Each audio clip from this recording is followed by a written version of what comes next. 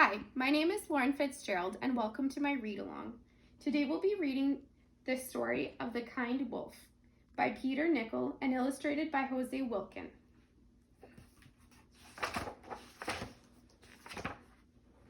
Long, long ago, a wolf lived in a great forest. He had learned from his father and grandfather that it was a wolf's duty to keep the forest in order. If even a little hare ventured out at night into the open, the wolf showed his teeth and snarled so fiercely that the hare was terrified and quickly hid in the thicket. One night, the owl left his nest on a high tree and flew down to the wolf. He rolled his big golden eyes and said, "All the animals are afraid of you. It would be better if they loved you for being clever, as they do me. What's the good of snarling and showing your teeth? You ought to go out into the world and learn to behave better." The wolf thought about what the owl had said and felt sad. "He's right," he decided.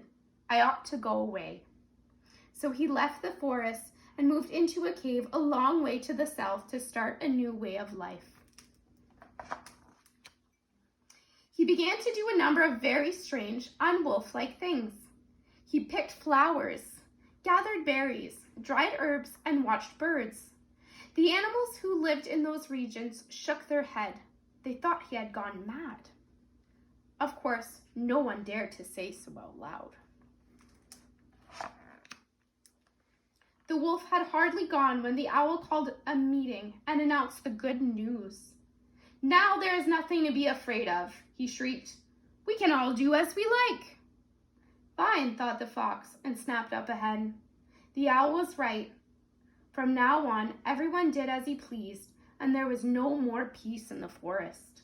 The fierce animals enjoyed themselves, but the timid and gentle ones were terrified. Winter came, and a very hard winter it was. The wind howled and deep snow lay over the ground.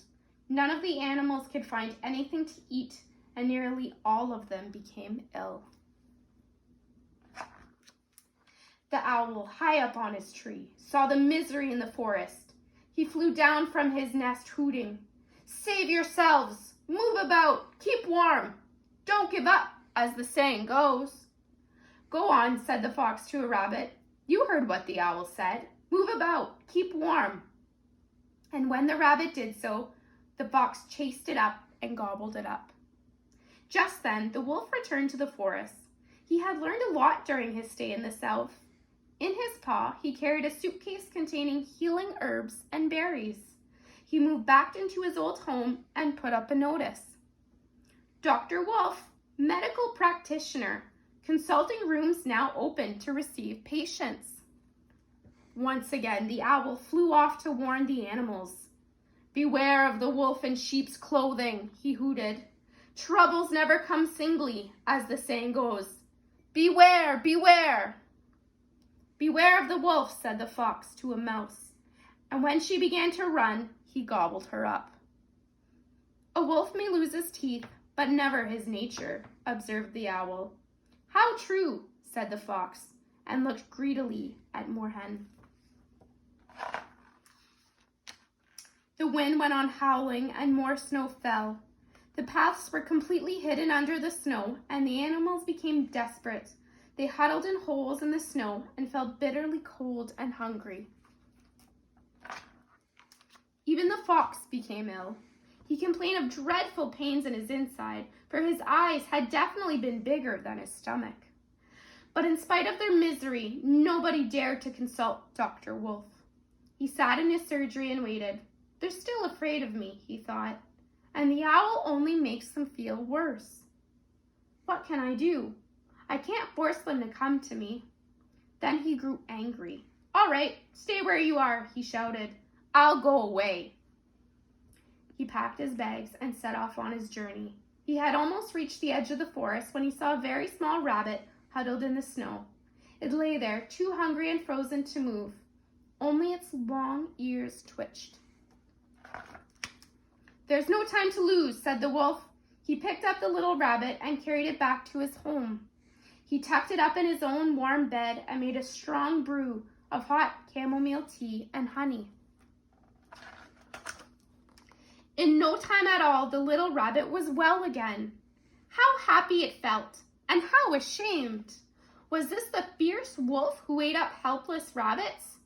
It shuffled its feet, thanked the wolf shyly, kissed his paw, and bounded away to tell all the other animals what had happened. When he heard what the rabbit had to say, the owl grew very excited. "The leopard does not change his spots," he screeched. "Once a wolf, always a wolf." He let the rabbit go free in order to lure us into his lair. He paused, expecting the fox to agree with him, but the fox only groaned. "I've got such a pain in my stomach," he moaned.